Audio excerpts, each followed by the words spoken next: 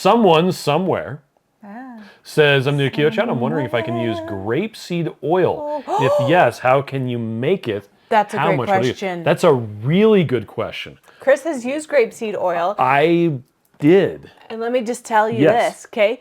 When he went keto, he got rid of his plantar fasciitis. So he went on keto and stopped complaining, and then he realized it was gone. It went away. When he did grapeseed oil with Keto Chow, within 3 days of doing it for a whole week, he had his plantar fasciitis back.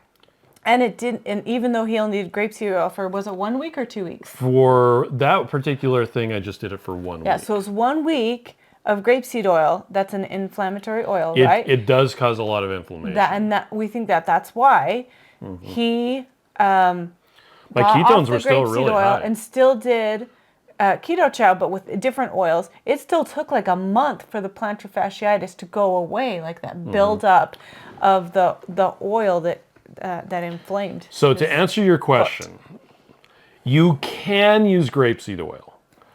You can also use soybean oil and canola oil. I would not recommend you use those oils, but you can. It's actually better to use something like avocado oil, melted coconut oil, butter that's melted, or heavy cream.